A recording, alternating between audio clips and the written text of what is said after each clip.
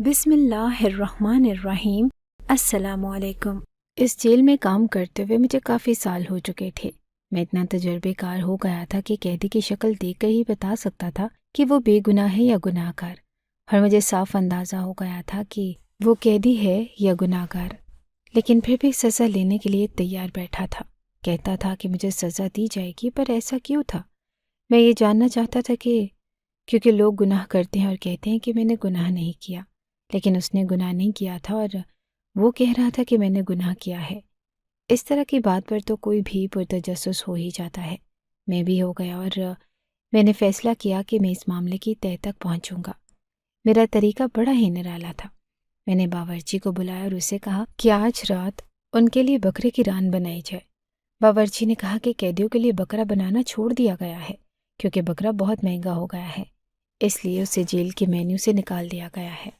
لیکن میں نے اسے کہا کہ تم میرا حکم مانو، خرچہ میں اپنی جیب سے کروں میرا حکم مانو، خرچہ میں اپنی جیب سے کروں گا۔ باورچی بھی حیران رہ گیا، لیکن جب ایسا کیا گیا تو جو انسان گناہ گار ہونے کا ناٹک کر رہا تھا وہ سامنے آ کر کھڑا ہو گیا، اور پھر جب اس نے اپنی کہانی سنائی تو ہم سب حیران رہ گئے۔ ہم سب سجدے میں گر چکے تھے۔ میرا نام شاہد اوان ہے اور میں یہ کہانی آپ کو ایک بہت بڑی جیل سے بھیج رہا ہوں، جسے سن کے آپ لوگ حیران رہ جائیں گے۔ جیل کی سنسان راہداریوں میں چلتے ہوئے میرے قدم دھیرے دھیرے آگے بڑھ رہے تھے۔ ہر طرف ایک خاموشی کا عالم تھا، لیکن یہ خاموشی کسی پرسکون جگہ کی نہ تھی، بلکہ خوف اور مایوسی سے بھری ہوئی تھی۔ سیل کے دروازے پر پہنچتے ہی میں نے گہری سانس لی اور دروازہ کھولا۔ سامنے ایک اندھیری اور تنگ جگہ تھی، جس کی دیواریں خستہ حال تھی اور جگہ جگہ نمی کے دھبے اور گندگی کے آثار نمایاں تھے۔ ہوا میں عجیب سی بوسیدگی اور اداسی کی بو محسوس ہو رہی تھی۔ دیواروں پر نظر پڑی تو میں یکدم ٹھٹک گیا۔ وہ عام سی دیواریں نہ تھیں اور کیفیت کو ظاہر کرتے تھے۔ کچھ خاکے انسانوں کے تھے، لیکن ان کے چہرے مسخ شدہ تھے، جیسے ان پر کسی نے شدید غصے یا تکلیف میں کام کیا ہو۔ کچھ خاکے ایسے تھے جن میں آنکھیں نمایاں تھیں اور بڑی اور خوفناک، جیسے وہ دیکھ رہی ہوں، لیکن ان کے اندر کوئی زندگی نہ تھی۔ ایک کونے میں ایک اور خاکہ تھا، جس میں موت کی علامت ایک کھوپڑی انتہائی باریک تفصیل کے ساتھ بنائی گئی تھی، اور اس کے ارد گرد کانٹے دار تاروں کا خاکہ کھینچا گیا۔ عجیب بات یہ تھی کہ ان خاکوں کے علاوہ یہاں پر کچھ عجیب و غریب قسم کی زبانیں بھی لکھی گئی تھی، جو عام انسان کبھی بھی نہیں پڑھ سکتا تھا، بلکہ عام انسان تو یہ بھی نہیں بتا سکتا تھا کہ یہ کوئی زبان لکھی ہوئی ہے، لیکن میں بتا سکتا تھا، اور میں حیران رہ چکا تھا۔ میری عقل دنگ رہ گئی، کیونکہ مجھے بالکل اندازہ نہ تھا کہ مجھے اس جیل میں یہ سب کچھ دیکھنے کو ملے گا۔ یہ پاکستان کی جیل تھی، یہاں پر یہ سب کچھ بہت ہی زیادہ عجیب تھا۔ میں کچھ لمحے کے لیے خاموش کھڑا رہا۔ میرے دل میں ایک انجانا خوف سرایت کر گیا۔ یہ محض کلاکاریاں نہ تھی، ان کے پیچھے کوئی گہری کہانی چھپی تھی۔ میں نے اپنے ساتھی اہلکار کی طرف مڑ کر پوچھا، یہ سب کیا ہے؟ انہوں نے بے نیازی سے کہا کہ سر، وہ جو موت کے قیدی ہوتے ہیں نا، ان کے دماغ اکثر خراب ہو جاتے ہیں۔ یہ سب ان کے ذہنی الجھنوں کا نتیجہ ہے۔ کچھ نہ کچھ دیواروں پر بناتے رہتے ہیں، بس یہی ہے۔ میں نے گردن ہلا کر ہاں میں جواب دیا، لیکن اندر سے میرا دل اس جواب کو ماننے کے لیے تیار نہیں تھا۔ یہ محض ذہنی الجھن نہ تھی، ان خاکوں میں ایک درد، ایک کہانی چھپی ہوئی تھی، جیسے کسی نے اپنے دل کی بات کو الفاظ کی بجائے ان خاکوں کے ذریعے دیواروں پر نقش کر دیا ہو۔ میری نظریں ان خاکوں پر جمی رہیں اور ہر خاکہ جیسے ایک نیا راز کھولنے کی کوشش کر رہا تھا۔ میں نے ان خاکوں کو غور سے دیکھتے ہوئے محسوس کیا کہ یہ محض تصویریں نہیں تھیں، ان میں موت کا خوف، زندگی کی خواہش اور آزادی کی تڑپ چھپی تھی۔ میرے دل میں ایک عجیب سی خواہش اور آزادی کی تڑپ چھپی تھی۔ میرے دل میں ایک عجیب سی کشمکش پیدا ہو گئی۔ کیا واقعی یہ لوگ مجرم تھے یا ان کی کہانیاں کچھ اور کہتی تھیں؟ جیل کی تنگ تاریک راہداریوں میں چلتے ہوئے میرے ذہن میں طرح طرح کے سوالات گردش کر رہے تھے۔ میں ابھی چند لمحے پہلے ہی ایک قیدی کی سیل میں ان عجیب و غریب خاکوں کو دیکھ کر نکلا تھا، جو دیواروں پر بنے تھے اور جنہوں نے میرے دل اور دماغ کو ہلا کر رکھ دیا تھا۔ میرے ساتھ ایک اہلکار بھی تھا، جس سے میں نے سوال کرنا ضروری سمجھا۔ میں نے اپنی پریشانی کو چھپاتے ہوئے سنجیدہ لہجے میں پوچھا کہ یہ سب کچھ کیا ہے؟ اہلکار نے جواب دیا کہ سر، یہ سب کچھ ایسے ہی ہے، ان قیدیوں کو دماغ خراب ہے اور مرنے والے لوگ عجیب حرکتیں کرتے ہیں، بس اسی وجہ سے یہ دیواروں پر ایسی چیزیں بناتے ہیں۔ میں نے اس کی باتوں کو نظر انداز کرتے ہوئے دوبارہ پوچھا کہ یہاں کتنے قیدی ہیں؟ اس نے کہا کہ سر، یہاں 7 قیدی ہیں جو ایک ساتھ لائے گئے تھے، ان سب کو سزائے موت سنائی گئی ہے، اور وہ بھی ایک ہی دن کے لیے۔ یہ سس پیدا ہوا۔ میں نے فوراً پوچھا کہ 7 قیدی، اور وہ بھی ایک ساتھ، کیا جرم کیا ہے ان لوگوں نے؟ اہلکار نے جواب دیا کہ سر، ان سب نے مل کر ایک ہی جرم کیا ہے۔ میں نے حیرت سے کہا کہ ایک جرم، اور کتنے لوگوں کو اس دنیا سے روانہ کیا؟ اہلکار نے سنجیدگی سے جواب دیا کہ سر، صرف ایک آدمی کو۔ یہ سن کر میرے قدم رک گئے۔ میں نے گہری سانس لی اور اس کی آنکھوں میں دیکھتے ہوئے کہا کہ 7 آدمیوں نے مل کر ایک آدمی کو اس دنیا سے روانہ کیا، اور 7 کو سزائے موت سنائی گئی۔ یہ سب کچھ مجھے عجیب لگ رہا ہے۔ ایسا تو نہیں ہوتا۔ ان میں سے ایک ہی مرکزی مجرم ہوگا، اور باقی کو زیادہ سے زیادہ معاون ماننا جا سکتا ہے۔ تو کیا واقعی 7 آدمیوں نے مل کر اسے مارا؟ اہلکار نے بے بسی سے کندھے جھکائے ہوئے کہا، جی سر، ایسی ہی کوئی بات ہے، لیکن اس معاملے کے پیچھے بہت بڑا ہاتھ ہے۔ جس آدمی کو انہوں نے مارا وہ معمولی شخص نہیں تھا، وہ ایک سرکاری عہدے پر تھا اور کافی اثر و رسوخ رکھتا تھا۔ اسی لیے ان 7 کو جلدی سزا سنائی گئی۔ میری دلچسپی اب اور بڑھ گئی تھی۔ میں نے کہا کہ اچھا، تو یہ بات ہے، مجھے ان 7 مجرموں سے ملنا ہے اور انہیں میرے دفتر میں بھیجو۔ اہلکار نے ہچکچاتے ہوئے کہا کہ سر، آپ اپنا وقت ضائع کر رہے ہیں۔ ان میں سے کسی نے بھی اپنی زبان نہیں کھولی، وہ سب اقبال جرم کر چکے ہیں۔ میں نے جواب دیا کہ ہاں، یہ بات مجھے معلوم ہے، میں نے ان کی فائل دیکھی ہے، لیکن میں ان سے اپنے طریقے سے بات کرنا چاہتا ہوں۔ اہلکار نے حیرانی سے کہا کہ سر، آپ انٹیروگیشن کرنا چاہتے ہیں؟ فیصلہ تو ہو چکا ہے اور ان کی پھانسی میں صرف 20 سے 25 دن رہ گئے ہیں۔ میں نے سختی سے جواب دیا، تم میرے افسر ہو یا میں تمہارا؟ جو کہہ رہا ہوں وہ کرو، اور ان قیدیوں کو میرے دفتر میں لے کر آؤ۔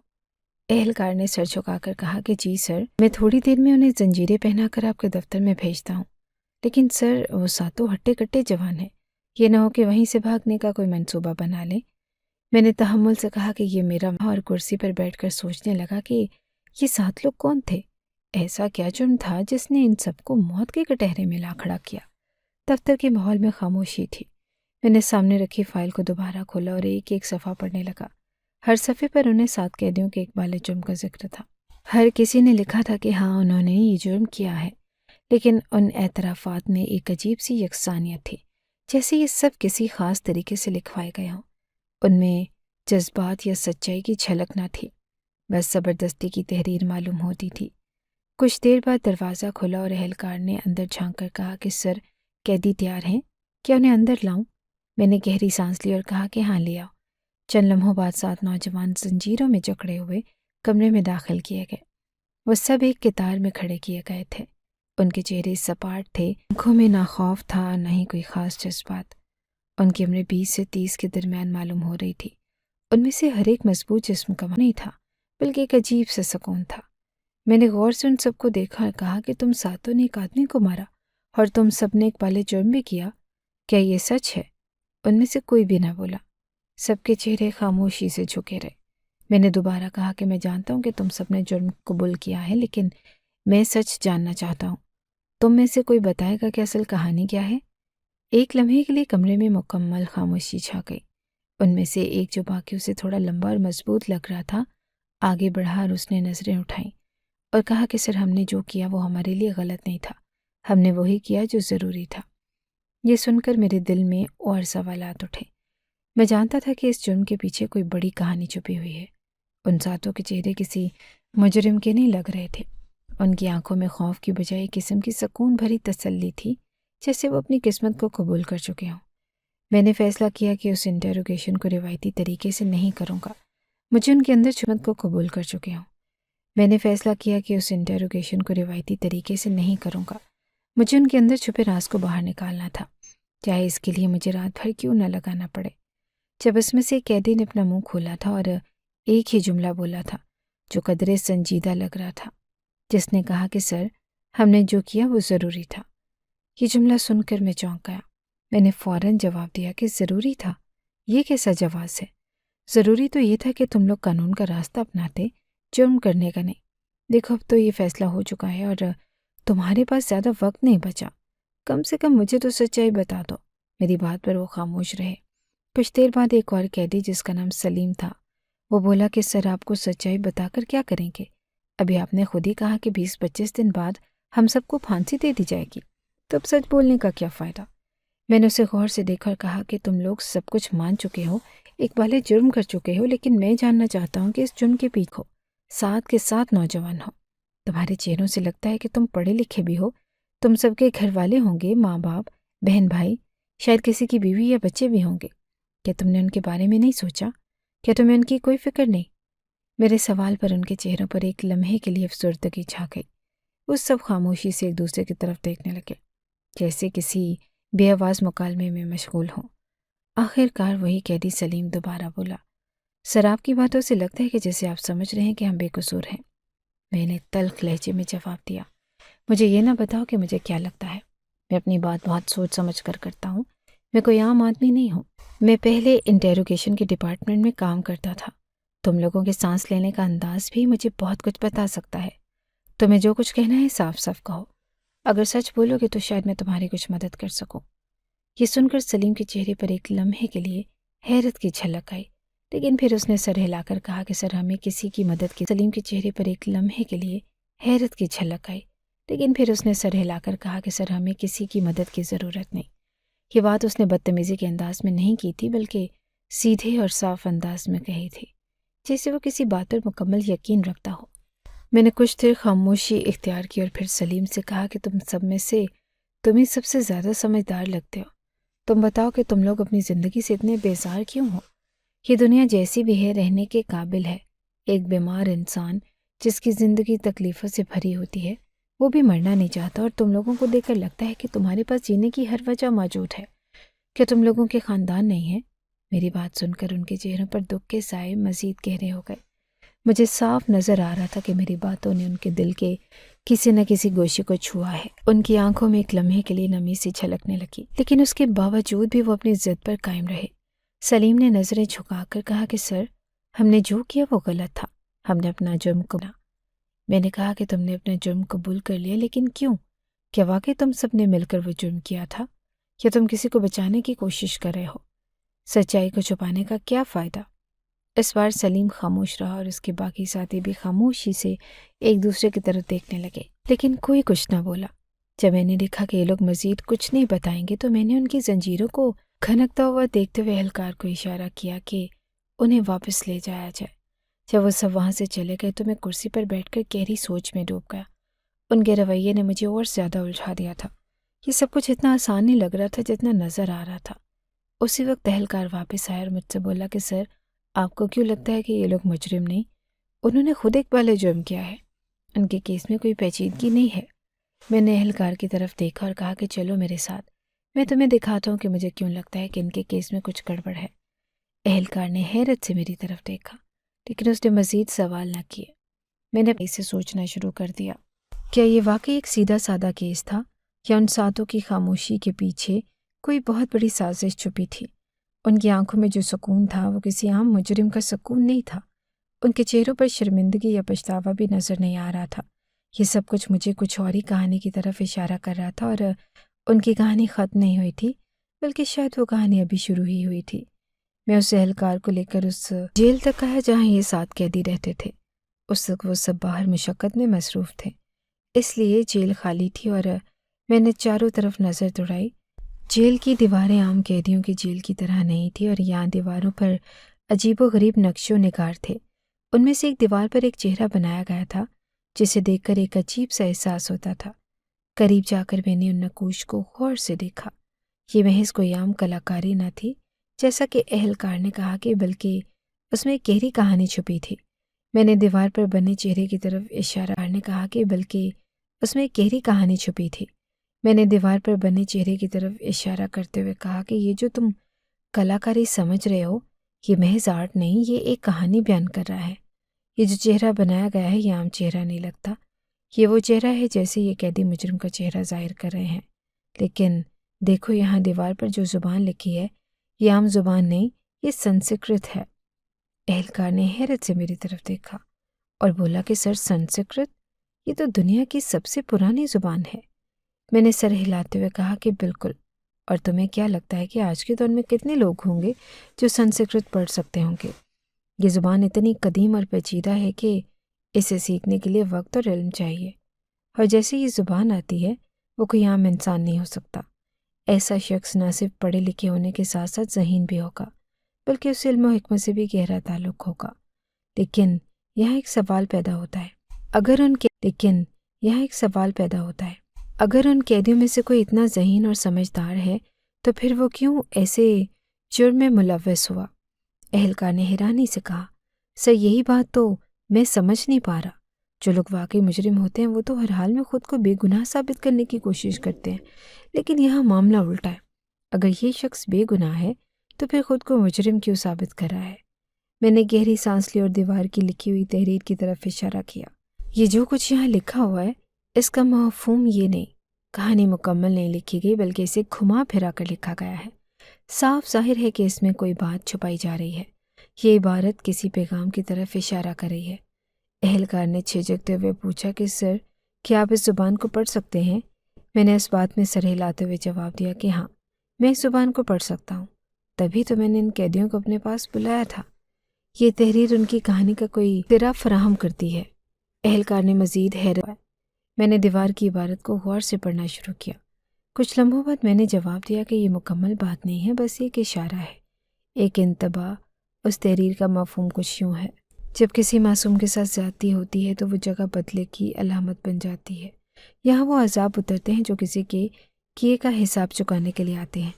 یہاں یہ پیغام ظاہر کرتا ہے کہ ان میں سے کوئی ایک شخص معصوم ہے لیکن وہ جرم کو چھپانے یا کوئی اور وجہ سے خود کو مجرم ثابت کر رہا ہے۔ یہ سن کر اہلکار کی آنکھیں حیرت سے پھیل گئی۔ اس نے کہا، لیکن سر آپ کو کیسے یقین ہے کہ ان میں سے کوئی معصوم ہے؟ میں نے گہری نظر سے اس کی طرف دیکھا اور کہا کہ کیونکہ ہر انسان کی آنکھیں اس کے دل کا حال بتا دیتی ہیں۔ جب میں نے ان 7 قیدیوں سے بات کی تو ان میں سے ایک کی آنکھوں میں وہ اضطراب تھا جو کسی معصوم انسان کے اندر چھپے سچ کا اظہار کر رہا تھا، لیکن وہ بولنے سے ڈر رہا تھا۔ میں نہیں جانتا کہ وہ کیوں اپنی زبان بند رکھے ہوئے ہے، لیکن میں یہ جانتا ہوں کہ اگر اس کے ساتھ ناانصاف کرنا میرا فرض ہے۔ اہلکار سوچ میں ڈوب گیا۔ کچھ لمحے بعد اس نے کہا کہ سر لیکن اگر وہ سچ بولنے کو تیار نہیں تو آپ ان کی کیسے مدد کریں گے؟ میں نے دیوار پر ہاتھ رکھتے ہوئے جواب دیا کہ سچائی ہمیشہ اپنے نشان چھوڑ جاتی ہے۔ ان کے چہرے پر، ان کے رویے میں، ان کے ماضی میں، ان کی زندگی کے ان پہلوؤں کا جائزہ لے کر اس سچائی تک پہنچوں گا۔ ہمیں ان قیدیوں کے بارے میں مزید معلومات اکٹھی کرنا ہوگی۔ مجھے ان کے ماضی کے بارے میں سب کچھ جاننا ہے۔ یہ لوگ کہاں رہتے تھے، ان کے خاندان میں کون ہے، یہ کیا کام کرتے تھے، اور ان سب کا آپس میں کیا تعلق ہے۔ اہلکار نے فوراً کہا کہ سر یہ کام بہت بڑا ہے اور دن بھی کم ہیں۔ ان کی پھانسی میں بمشکل 20 دن بچے ہیں۔ میں نے پرعزم لہجے میں کہا کہ میں جانتا ہوں کہ وقت کم ہے، لیکن اگر ان میں کوئی معصوم ہے تو ہمیں یہ سچائی جاننی ہوگی، چاہے کچھ بھی ہو۔ ان کا ماضی ان کے موجودہ حالات کا راز کھول سکتا ہے۔ تمہیں یہ کام جلدی کرنا ہوگا۔ اہلکار نے اس بات میں سر ہلاتے ہوئے کہا کہ ٹھیک ہے سر، میں 2-3 دن میں ان کے بارے میں سب کچھ معلوم کرنے کی کوشش کروں گا۔ میں نے اس پر بھروسہ کرتے ہوئے کہا کہ یہ معاملہ بہت نازک ہے، ہر ایک تفصیل کو اہمیت دینا۔ ہمیں ان کی سچائی کا ہر پہلو جاننا ہوگا تاکہ کسی بے گناہ کو سزا نہ ملے اور جرم کا پردہ چاک ہو سکے۔ اہلکار کے جانے کے بعد میں ایک بار پھر ان دیواروں کی طرف دیکھنے لگا۔ وہ عبارت اور وہ چہرہ میرے ذہن میں کئی سوالات چھوڑ گئے تھے۔ کیا واقعی ان میں سے کوئی معصوم ہے، اور اگر ہے تو وہ اپنی بے گناہی کیوں چھپا رہا ہے؟ مجھے ان سوالات کے جواب تلاش کرنے تھے، چاہے اس کے لیے کچھ بھی کرنا پڑے۔ شام ہونے میں چند گھنٹے باقی تھے اور میرا ذہن ان 7 قیدیوں کے بارے میں سوالات سے بھرا تھا۔ وہ کیوں اپنے دلوں میں اتنا بڑا راز چھپائے پھر رہے تھے؟ کیوں بھری جوانی میں اپنی موت کو گلے لگانے کے لیے تیار تھے؟ ان کے رویے اور ان کے چہروں کی خاموشی کئی کہانیاں سناتی تھی، مگر ان میں سے کوئی بھی مکمل نہ لگتی تھی۔ جب کبھی میں انہیں دور سے دیکھتا تو وہ فوراً نظریں چرا لیتے، جیسے انہیں اندازہ ہو گیا تھا کہ میں ان کے بارے میں کچھ غیر معمولی جان چکا ہوں۔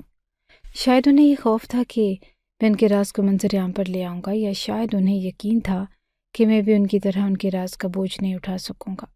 اہلکار کی جانب سے ملنے والی رپورٹ کا انتظار میری بے چینی کو مزید بڑھا رہا تھا۔ صبح اس نے فون پر اطلاع دی تھی کہ شام تک تمام تفصیلات اکٹھی کر کے میرے پاس پہنچے گا۔ میں نے کئی بار گھڑی کی طرف دیکھا، وقت سست روی سے گزر رہا تھا اور میرے اندر ایک عجیب سی بے چینی تھی، اور جب شام ہوئی تو میں اپنے دفتر میں بیٹھا رپورٹ کے آنے کا انتظار کر رہا تھا۔ فائلوں کا انبار میرے سامنے پڑا تھا اور میرا دھیان ان قیدیوں کی طرف تھا۔ ان کے چہروں پر چھپی اداسی اور خاموشی میرے ذہن میں گونج رہی تھی۔ کیا وہ واقعی مجرم تھے یا وہ کسی بڑے مقصد کے لیے اپنی جان قربان کرنے کو تیار تھے؟ کچھ دیر بعد دروازے پر ہلکی سی دستک ہوئی۔ آئیے، میں نے بلند آواز میں کہا۔ اہلکار اندر آیا اور اس کے ہاتھ میں ایک بھاری بھرکم فائل تھی۔ وہ تھوڑا تھکا ہوا نظر آ رہا تھا مگر اس کی آنکھوں میں سنجیدگی تھی۔ اس نے فائل میرے سامنے رکھی اور کہا کہ سر، یہ ہے ان 7 قیدیوں کی مکمل رپورٹ۔ ان کے ماضی، پیشے، خاندان اور زندگی کے ہر پہلو کی تفصیل اس میں موجود ہے۔ میں نے فائل کو کھولا اور پہلا صفحہ دیکھا۔ ہر قیدی کا نام، عمر، پتہ اور مختصر تعارف دیا گیا تھا، لیکن یہ صرف تعارف تھا۔ اصل کہانی ان کی زندگی کے واقعات میں چھپی ہوئی تھی۔ سلیم، وہ شخص جو سب سے زیادہ بات کرتا تھا، ایک اسکول ٹیچر تھا۔ وہ ایک گاؤں میں بچوں کو تعلیم دیتا تھا اور اس کے گاؤں والے اس کی عزت کرتے تھے، لیکن رپورٹ کے مطابق سلیم نے اچانک اپنی نوکری چھوڑ دی اور کئی مہینوں تک غائب رہا۔ اس کے بعد وہ ایک بڑے جرم میں ملوث پایا گیا اور گرفتار ہو گیا۔ راشد، جو سب سے خاموش تھا، ایک انجینئر تھا اور وہ اپنے کام میں ماہر تھا اور اس نے کئی منصوبے کامیابی سے مکمل کیے، مگر اس کی زندگی میں ایک بڑا موڑ تب آیا جب اس کا چھوٹا بھائی ایک پراسرار حادثے میں مارا گیا۔ اس حادثے کے بعد راشد کی زندگی میں کئی تبدیلیاں آئیں۔ ندیم، جو ہمیشہ گہری سوچ میں ڈوبا رہتا، ایک صحافی تھا اور وہ سچائی کو سامنے لانے کے لیے مشہور تھا، مگر اس کی ایک رپورٹ نے اسے مشکلات میں ڈال دیا۔ اسے دھمکیاں ملنا شروع ہوئیں اور کچھ عرصے بعد وہ بھی ایک جرم میں ملوث پایا گیا۔ باقی 4 قیدیوں کی کہانیاں بھی کم حیرت انگیز نہ تھی۔ ہر ایک کا ماضی ایسا تھا جو ان کے موجودہ حالات پر کئی سوالات کھڑے کرتا۔ اہلکار نے ایک نکتہ میری توجہ دلایا۔ اس نے کہا کہ سر، ان 7 قیدیوں کے درمیان ایک چیز مشترک ہے۔ ان میں سے ہر ایک نے اپنی زندگی میں کسی نہ کسی ناانصافی کا سامنا کیا ہے اور ان کے جرم کا تعلق انہی ناانصافیوں سے ہے۔ میں نے رپورٹ کو مزید غور سے پڑھا۔ یہ واضح ہو رہا تھا کہ ان قیدیوں نے اپنی زندگی میں کئی مشکل حالات کا سامنا کیا ہے، لیکن ان کے جرم کے پیچھے کوئی اور کہانی چھپی ہوئی تھی۔ اہلکار نے مزید کہا کہ سر، سب سے حیرت انگیز بات یہ ہے کہ ان میں سے ایک قیدی سلیم کا ماضی بہت مشکوک ہے۔ وہ ہمیشہ اپنے گاؤں کے لوگوں کی مدد کرتا تھا، مگر اس کے بعد اس کی زندگی میں ایک عجیب موڑ آیا۔ وہ اچانک کئی دنوں تک غائب رہا، ہر واپس آتے ہی اس پر قتل کا الزام لگا دیا گیا۔ میں نے اہلکار سے کہا کہ یہ سب کہانیاں سن کر لگتا ہے کہ ان قیدیوں کے جرم کے پیچھے کوئی بڑی سازش ہے۔ ہمیں ان کے ماضی کو اور گہرائی سے کھنگالنا ہوگا، خاص طور پر سلیم کے بارے میں مزید معلومات حاصل کرنی ہوگی۔ اہلکار نے سر ہلاتے ہوئے کہا کہ ٹھیک ہے سر، میں مزید معلومات حاصل کرنے کی کوشش کروں گا۔ رپورٹ بند کرتے ہوئے میں نے سوچا کہ یہ معاملہ جتنا دکھائی دیتا ہے اس سے کہیں زیادہ پیچیدہ ہے۔ ان 7 قیدیوں میں سے کوئی نہ کوئی سچ چھپا رہا ہے اور مجھے وہ سچائی جاننی ہے۔ اب مجھے دوسری رپورٹ کا انتظار تھا۔ ظاہر ہے کہ یہ معاملہ کافی الجھا ہوا تھا، اتنی آسانی سے تو حل ہوتا دکھائی نہیں دے رہا تھا، لیکن پھانسی کے دن قریب آتے جا رہے تھے اور جیل کے ماحول میں ایک عجیب سا تناؤ چھپا ہوا تھا۔ 7 قیدی اپنی پھانسی کے قریب ہوتے دنوں کو خاموشی سے گن رہے تھے اور میں ان کے دلوں میں چھپے راز جاننے کے لیے بے چین تھا۔ دوسری رپورٹ کے انکشافات نے معاملہ مزید پیچیدہ کر دیا۔ رپورٹ میں صاف لکھا تھا کہ ان قیدیوں نے جس شخص کو اس دنیا سے رخصت کیا وہ کسی بڑے آدمی کا جوان بیٹا تھا، اور یہ قتل کسی حادثے یا جذباتی جھگڑے کا نتیجہ نہیں تھا بلکہ ایک منصوبہ بندی کے تحت کیا گیا۔ رپورٹ سے یہ بھی معلوم ہوا کہ ان قیدیوں کا آپس میں گہرا تعلق تھا۔ وہ سب کزنز تھے سوائے ایک شخص کے جو ان کا قریبی دوست معلوم ہوتا تھا، لیکن ان کی زندگیوں کے بارے میں مزید معلومات نہ ہونے کی وجہ سے میری تحقیقات رک سے گئی۔ رپورٹ میں یہ انکشاف بھی ہوا کہ ان قیدیوں نے اپنی فیملیز کے بارے میں کوئی سراغ نہیں چھوڑا۔ ان کے گاؤں کا نام تو پتہ چل گیا، مگر وہاں سے ان کے گھروں تک پہنچنا تقریباً ناممکن لگ رہا تھا۔ اگر ان کے گھر والوں میں سے کوئی مل بھی جاتا تو اس بات کی کوئی گارنٹی نہ تھی کہ وہ سچ بولے گا یا اس راز کو ظاہر کرے گا جو شاید ان کی زندگیوں سے جڑا ہوا تھا۔ یہی سب سوچتے ہوئے میرے دماغ میں ایک انوکھا منصوبہ آیا۔ میں نے فیصلہ کیا کہ ان قیدیوں کو کھانے کے ذریعے بے نقاب کرنے کی کوشش کی جائے۔ میں جیل کے باورچی خانے میں گیا اور حکم دیا کہ 7 قیدیوں کے لیے بکرے کی ران تیار کی جائے۔ یہ حکم سن کر باورچی حیران رہ گیا۔ سر، جیل کے مینیو میں بکرے کا گوشت نکال دیا گیا ہے، یہ بہت مہنگا ہو گیا ہے اور پچھلے سپرنٹینڈنٹ نے فیصلہ کیا تھا کہ قیدیوں کو یہ نہیں دیا جائے گا۔ باورچی نے وضاحت کی۔ میں نے جواب دیا کہ یہ میرے حکم پر ہوگا اور تم یہ میرے ذاتی خرچے پر بنا دو، اور یہ بات ذہن میں رکھو کہ یہ صرف ان 7 قیدیوں کے لیے ہوگی۔ جو کچھ میں کہوں گا اس طرح بنے گا اور یہ کھانا انہیں میرے دفتر میں ہی کھلایا جائے گا۔ باورچی نے سر ہلاتے ہوئے کہا کہ جیسا آپ کہیں سر۔ شام تک کھانا تیار ہو گیا۔ باورچی نے کہا کہ ایک ران ان 7 جوان قیدیوں کے لیے ناکافی ہوگی، اس لیے میں نے کئی رانیں تیار کے کمرے میں پھیل گئی۔ ہر ران میں نے خاص نشہ آور دوا ملا دی جو نہ صرف انسان کو مدہوش کرتی ہے بلکہ اس سے اپنی اصلیت پر لے آتی ہے۔ یہ منصوبہ خطرناک ضرور تھا مگر میرے پاس اور کوئی راستہ نہ تھا۔ مجھے ان کی زبانوں سے سچ اگلوانا تھا۔ میں نے 7 قیدیوں کو بلوا کر کہا کہ یہ کھانا میری طرف سے تم لوگوں کے لیے ایک چھوٹی سی دعوت ہے۔ میں چاہتا ہوں کہ تم لوگ اپنے آخری دنوں میں کچھ خوشی محسوس کرو۔ وہ سب حیران تھے مگر خوش بھی نظر آئے۔ ان کے چہروں پر مسکراہٹ آئی جو شاید کئی دنوں بعد دیکھی گئی تھی۔ وہ مزے سے کھانے لگے۔ کچھ قیدیوں نے اتنا زیادہ کھا لیا کہ وہ فوراً بے ہوش ہو گئے۔ صرف سلیم تھا جو ہوش میں رہا، لیکن اس کی حالت بھی ایسی تھی کہ وہ مکمل طور پر قابو میں نہیں تھا۔ اس کے ہوش آدھے جاگے اور آدھے مدہوش تھے۔ یہی وہ لمحہ تھا جس کا مجھے انتظار تھا، اور میں نے کرسی کھینچ کر اس کے قریب بیٹھتے ہوئے کہا کہ سلیم، میں تمہارے ساتھ برا نہیں کرنا چاہتا، مگر اگر تمہیں سچائی نہیں بتائی تو بہت کچھ غلط ہو سکتا ہے۔ تم ہمارے ساتھ شامل ہو گیا۔ سلیم نے دھندلی نظروں سے مجھے دیکھا۔ اس کی آنکھوں میں ایک عجیب سی کیفیت تھی، جیسے وہ کسی بڑے بوجھ سے آزاد ہونے کے لیے تیار ہو۔ میں جانتا تھا کہ اب سچائی زیادہ دور نہیں۔ میں نے سلیم سے سوال کیا تو اس کی آنکھوں میں چھپے درد اور مایوسی نے مجھے فوراً احساس دلایا کہ کہانی کے پیچھے کوئی گہرا راز چھپا ہے۔ میرے سوال کے جواب میں اس نے دھیمے لہجے میں کہنا شروع کیا، جس انسان کو ہم نے اس دنیا سے روانہ کیا وہ ہمارے علاقے کا وڈیرا تھا۔ وہ نہ صرف باز اور ظالم تھا بلکہ اس کے گناہ کسی بھی عام مجرم سے زیادہ سنگین تھے۔ ایک دن اس نے لڑکیوں کے کالج پر حملہ کیا اور وہاں سے 7-8 لڑکیوں کو اٹھا لیا۔ سلیم کی آواز تھر تھر آ رہی تھی، لیکن اس نے بات جاری رکھی۔ اتفاق سے ان لڑکیوں میں سے 4 ہماری بہنیں تھیں، کوئی چچا کی بیٹی، کوئی ماموں کی بیٹی اور ایک تو میری سگی بہن تھی۔ ہم سب کے دل ٹوٹ چکے تھے، ان کی عزت چھین لی گئی اور یہ سب اس وڈیرے کی کرتوت تھی۔ ہم نے انصاف کے لیے بہت دروازے کھٹکھٹائے، لیکن اس کے باپ کی دولت اور طاقت کے سامنے ہماری کوئی حیثیت نہ تھی۔ پولیس اور عدالت سب اس کے اثر میں تھے۔ سلیم نے اپنی بات جاری رکھی، جب ہمیں یہ احساس ہوا کہ ہمیں کہیں سے انصاف نہیں ملے گا تو ہم نے خود فیصلہ کیا کہ ہمیں اپنی بہنوں کے ساتھ ہوئے ظلم کا بدلہ لینا ہوگا۔ ہم نے ایک منصوبہ بنایا اور سب نے مل کر اسے اس دنیا سے روانہ کر دیا، لیکن یہ سب کچھ کرنے کے بعد بھی ہم نے فیصلہ کیا کہ کسی کو بھی اس اصل وجہ کے بارے میں پتہ نہیں چلنا چاہیے۔ میں نے حیرت سے پوچھا، کیوں؟ اگر تم نے یہ سب اپنی بہنوں کے لیے کیا تو اس سچائی کو چھپانے کی کیا ضرورت تھی؟ سلیم نے گہری سانس لی اور کہا کہ اگر ہم پولیس یا عدالت میں یہ بات بتاتے کہ ہم نے اسے کیوں مارا تو سب سے پہلے ہماری بہنوں کو عدالت میں گواہی دینے کے لیے بلایا جاتا، ان سے سوالات کیے جاتے اور ان کی عزت کو عوام کے سامنے بے نقاب کیا جاتا۔ سلیم کی باتوں نے مجھے جھنجھوڑ کر رکھ دیا۔ وہ کہہ رہا تھا کہ ہم یہ برداشت مزید داغ لگے۔ ان میں سے 2 کی تو شادیاں طے ہو چکی ہیں، اور اگر یہ حقیقت سامنے آ جاتی تو ان کے رشتے ٹوٹ جاتے، باراتیں واپس لوٹ جاتی اور ان کی زندگیاں ہمیشہ کے لیے برباد ہو جاتی۔ سلیم کی آنکھوں میں آنسو چھلکنے لگے۔ ہم سب بھائی اپنی بہنوں کی عزت کی حفاظت کے لیے اپنی جان دینے کو تیار ہیں۔ اگر ہمیں پھانسی پر بھی لٹکا دیا جائے تو بھی ہم سکون میں ہوں گے، کیونکہ ہم نے اپنی بہنوں کی عزت بچا لی۔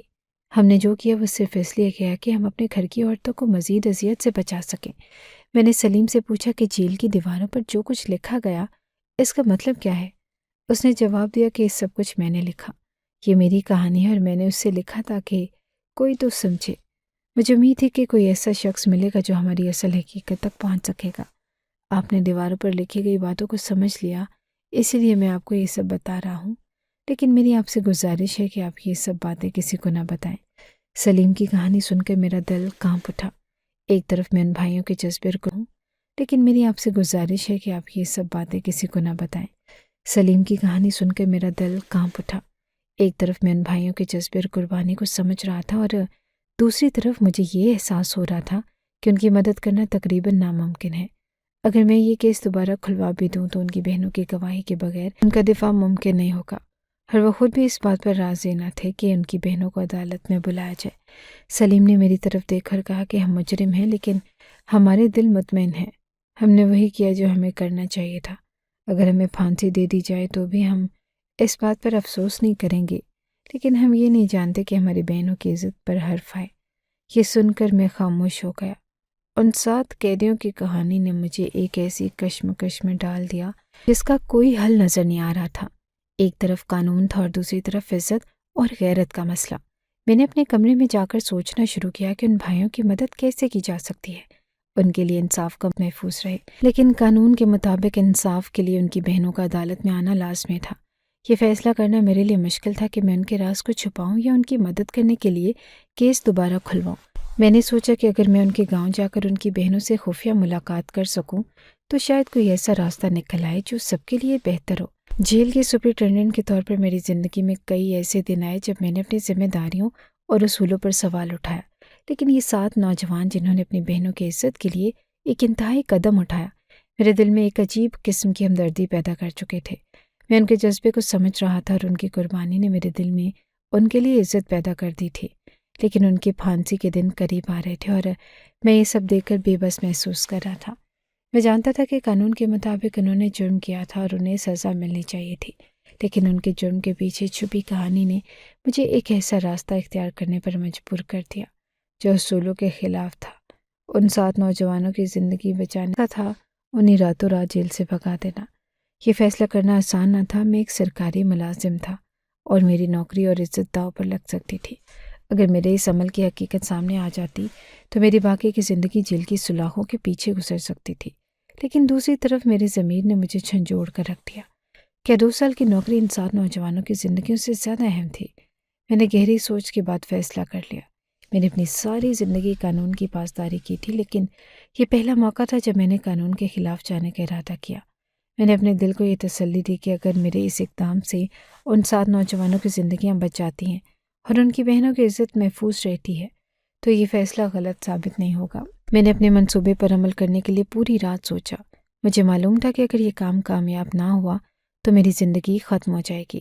میں نے جیل کے گارڈز کی معلومات اور گشت کا بغور جائزہ لیا اور میں جانتا تھا کہ رات کے وقت سیکیورٹی نسبتاً کمزور ہوتی ہے اور یہ بہترین موقع تھا کہ وہ ان 7 نوجوانوں کے لیے خصوصی کھانا تیار کرے۔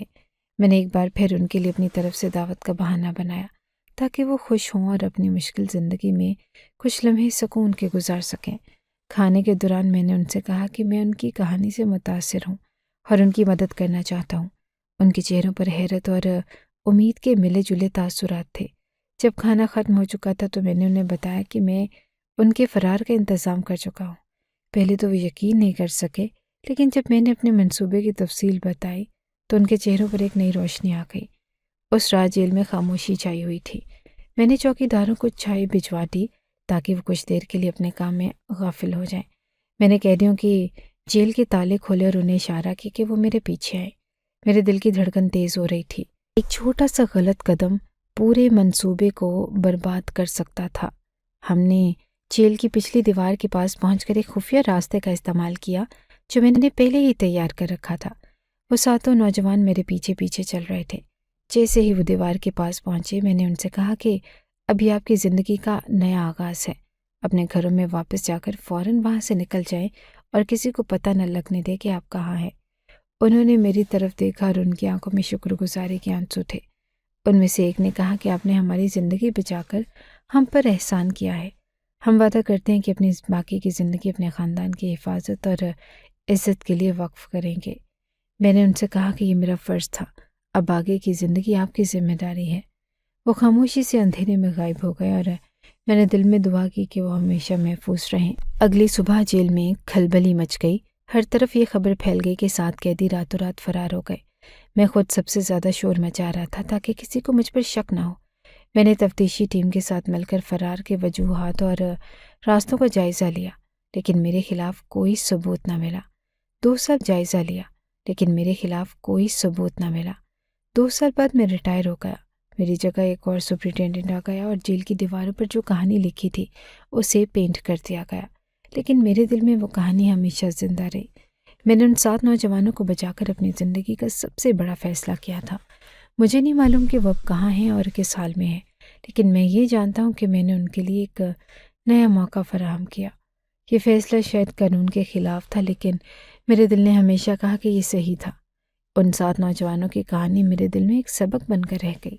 بعض اوقات اصولوں سے بڑھ کر انسانیت ہوتی ہے۔ تقریباً 3 سال بعد جب میرے فون پر سلیم کی کال آئی تو مجھے حیرت بھی ہوئی اور خوشی بھی۔ اس کی آواز میں سکون اور شکر گزاری چھلک رہی تھی۔ اس نے بتایا کہ وہ اور اس کے باقی ساتھی اب ایک نئے شہر میں اپنی پہچان بدل کر رہ رہے ہیں۔ ان کی بہنیں اپنے گھروں میں خوش ہیں اور وہ سب محنت مزدوری کے ذریعے اپنی زندگی گزار رہے ہیں۔ سلیم نے مزید کہا کہ اس نے شادی بھی کر لی ہے اور اب اس کا بیٹا بھی ہے۔ یہ سن کر میرے دل میں ایک عجیب سا اطمینان پیدا ہوا۔ یہ جان کر خوشی ہوئی کہ وہ سب اپنی زندگی کو بہتر بنانے کی کوشش کر رہے ہیں۔ ان کی قربانی اور مشکلات ان کے چہروں پر مسکراہٹیں لانے میں کامیاب ہو چکی تھی۔ سلیم نے بتایا کہ وہ اور اس کے ساتھی اچھی تعلیم اور قابلیت رکھنے کے باوجود اپنی پہچان چھپانے کے لیے صرف عام محنت مزدوری کر رہے تھے۔ وہ جانتے تھے کہ اگر ان کی اصلیت کسی کے سامنے آ گئی تو ان کے لیے مشکلات دوبارہ کھڑی ہو سکتی ہیں، لیکن ان کا ماننا تھا کہ زندہ رہنے کے لیے اگر ایسی قربانی دینی پڑے تو یہ کوئی بڑی بات نہیں۔ سلیم کی باتوں سے واضح تھا کہ وہ سب نہ صرف اپنی زندگی کو بہتر بنا رہے تھے بلکہ دوسروں کی مدد کرنے کی اپنی پرانی عادت بھی جاری رکھے ہوئے تھے۔ ان کی نیک نیتی اور جذبہ اب بھی برقرار تھا، جو اس بات کا ثبوت تھا کہ وہ صرف حالات کے ستائے ہوئے لوگ تھے اور نہ کہ جرم پیشہ۔ سلیم نے بار کہہ رہا تھا کہ اگر آپ نہ ہوتے تو ہم سب پھانسی کے پھندے پر جھول چکے ہوتے۔ آپ نے ہمیں زندگی کا دوسرا موقع دیا اور اب ہم اپنی بہنوں کے چہروں پر مسکراہٹ دیکھ سکتے ہیں۔ یہ سن کر میرے دل میں ایک عجیب سی خوشی کا احساس ہوا۔ وہ خوش تھے، مطمئن تھے اور اپنے کیے پر شرمندگی کے بجائے ایک مضبوطی محسوس کر رہے تھے۔ اس لمحے مجھے محسوس ہوا کہ شاید میری زندگی میں اگر کوئی سب سے اچھا کام ہوا ہے تو وہ یہی تھا کہ میں نے ان 7 نوجوانوں کو ایک نئی زندگی جینے کا موقع دیا۔ میں نے قانون کو ایک طرف رکھ کر انسانیت کے لیے فیصلہ کیا، اور آج ان کی خوشیاں اس بات کا ثبوت تھی کہ میرا فیصلہ درست تھا۔ سلیم کی باتوں نے مجھے سکون اور فخر کا احساس دلایا۔ میں جانتا تھا کہ اب وہ محفوظ ہیں اور اپنی زندگی کو نیکی اور سچائی کے ساتھ گزار رہے ہیں۔ یہ ایک ایسا لمحہ تھا جس نے میری روح کو اطمینان دیا اور میرے ضمیر کو ہمیشہ کے لیے مطمئن کر دیا۔ جیل میں ہر آنے والا قیدی مجرم نہیں ہوتا، اور کچھ لوگ ایسے بھی ہوتے ہیں جو حالات کے ستائے ہوئے ہوتے ہیں، وہ اپنے عمل کے پیچھے کوئی وجہ رکھتے ہیں، کوئی درد، کوئی کہانی جو اکثر دنیا کے سامنے نہیں آ پاتی۔ اللہ تعالیٰ کا انصاف ہمیشہ اعلیٰ اور برحق ہوتا ہے۔ وہ برے لوگوں کے ساتھ برا اور اچھے لوگوں کے ساتھ اچھا کرتا ہے۔ میرے سامنے آنے والے 7 نوجوانوں کی کہانی بھی کچھ ایسی ہی تھی۔ وہ مجرم نہ تھے بلکہ اپنی بہنوں کی عزت کی حفاظت کے لیے انہوں نے وہ قدم اٹھایا جس نے انہیں یہاں پہنچا دیا۔ میں اللہ کا شکر گزار ہوں کہ مجھے ان کی مدد کرنے کا موقع ملا۔ میرے دل نے گواہی دی کہ ان کی نیت صاف تھی اور وہ صرف اپنی بہنوں کی عزت بچانے کے لیے قربان ہونے کو تیار تھے۔ ان کی مدد کر کے میں نے انسانیت کی خدمت کی اور آج وہ اپنی زندگی سکون سے گزار رہے ہیں۔ یہ بات ہمیشہ یاد رکھنی چاہیے کہ دنیا کا انصاف کبھی مکمل نہیں ہوتا، لیکن اللہ کا انصاف ہمیشہ برحق اور بہترین ہوتا ہے۔ وہی دلوں کا حال جانتا ہے اور وہی بندے کے عمل کا فیصلہ کرنے والا ہے۔ انسانی زندگی کا اصل مقصد صرف اپنی ضروریات کو پورا نہیں کرنا ہوتا بلکہ ایک دوسرے کی مدد کرنا اور انسانیت کے اصولوں پر عمل پیرا ہونا بھی ہے۔ انسانیت وہ جذبہ ہے جو انسان کو دوسرے انسانوں کی حالت اور صورت سے بے پرواہ ہو کر انہیں تکلیف میں دیکھ کر اور ان کی مدد کو ضرورت سمجھ کر کام کرنے کی ترغیب دیتا ہے۔ یہ جذبہ کسی مذہب یا عقیدے کی پابندی نہیں ہے، بلکہ یہ ہر انسان میں قدرتی طور پر موجود ہوتا ہے، جو صرف ایک دوسرے کی تکلیف میں مشترک درد کو محسوس کرنے کی صلاحیت فراہم کرتا ہے۔ ہم سب کا فرض ہے کہ دوسروں کی مدد کریں، خاص طور پر ان لوگوں کی جو زندگی کی مشکلات سے گزر رہے ہیں اور جنہیں سب سے زیادہ معاونت کی ضرورت ہے۔ انسانیت کا تقاضا یہ ہے کہ ہم اپنے آپ کو دوسروں کی جگہ پر رکھ کر سوچیں اور ان کی مدد کرنے میں اپنی طرف سے کوئی کمی نہ چھوڑیں۔ یہ ہماری اخلاق کی عکاسی ہے کہ ہم کتنی آسانی سے اپنے عملوں سے دوسروں کی زندگی میں خوشی لا سکتے ہیں۔ دوسروں کی مدد کرنے کے لیے ہمارے پاس مالی وسائل، طاقت یا مخصوص مہارتوں کا ہونا ضروری نہیں۔ کبھی کبھار صرف ایک نرم لفظ، ایک اچھا مشورہ یا ایک مسکراہٹ کسی کی دنیا بدل سکتی ہے۔ انسانیت کا جوہر یہی ہے کہ ہم اپنے چھوٹے چھوٹے اعمال کے ذریعے کسی کی بھی زندگی میں سکون، محبت اور امید کی کرن ڈال سکیں۔ ایک سچی مدد صرف بیرونی سطح تک نہیں ہوتی، بلکہ یہ اندرونی سطح پر بھی اثر انداز ہوتی ہے۔ جب ہم کسی کی مدد کرتے ہیں تو ہم نہ صرف اس کی حالت بہتر بناتے ہیں بلکہ اپنے دل میں سکون بھی پاتے ہیں۔ کسی کی زندگی میں اچھائی لانے سے ہم اپنے ضمیر کی آواز سن کر اپنے اندر کی انسانیت کو بھی زندہ رکھتے ہیں۔ ہم اپنے عملوں سے دنیا کو یہ بتاتے ہیں کہ ہم انسان ہیں جو نہ صرف اپنی زندگی کے بارے میں سوچتے ہیں بلکہ دوسروں کی زندگیوں کو بہتر بنانے کی کوشش بھی کرتے ہیں۔ یہ ہمیں یاد رکھنا چاہیے کہ انسانیت کا حقیقی معنوں میں مقصد صرف فلاحی کاموں پر شریک ہونا نہیں بلکہ دوسرے انسانوں کی حالت کو سمجھنا اور انہیں عزت اور محبت دینا ہے۔ انسان ہونے کے ناطے ہماری اصل ذمہ داری یہ ہے کہ ہم دنیا کے ان لوگوں کے ساتھ حسن سلوک کریں جو کسی نہ کسی طور پر مشکلات کا سامنا کر رہے ہیں۔ دنیا میں بہت سی مشکلات اور پریشانیاں ہیں، مگر جب ہم ایک دوسرے کی مدد کرتے ہیں تو یہ نہ صرف ان کے لیے بلکہ ہمارے لیے بھی سکون کا باعث بنتا ہے۔ انسانیت کا جذبہ ہمیں نہ صرف خود کو بہتر بنانے کی طرف رہنمائی کرتا ہے بلکہ ہمیں اس دنیا میں امن، محبت اور بھائی چارے کے فروغ میں مدد فراہم کرتا ہے۔ آخرکار جب ہم دوسروں کی مدد کرتے ہیں تو ہم ایک بہتر معاشرے کا حصہ بننے کی کوشش کرتے ہیں۔ انسانیت کا جذبہ ہمیں بتاتا ہے کہ ہمیں ہمیشہ ایک دوسرے کا ہاتھ تھامنا چاہیے اور ہم سب کی زندگی میں اچھائی لانے کی کوشش کرنی چاہیے۔ اگر آپ کو ہماری یہ کہانی اچھی لگی ہے تو ہماری کہانی کو لائک کیجیے اور اس طرح کی مزید کہانیاں سننے کے لیے ہمارے چینل کو سبسکرائب کیجیے۔ کہانی سننے کا شکریہ۔ آپ سے ملاقات ہوگی اگلی ویڈیو میں، تب تک کے لیے اللہ حافظ۔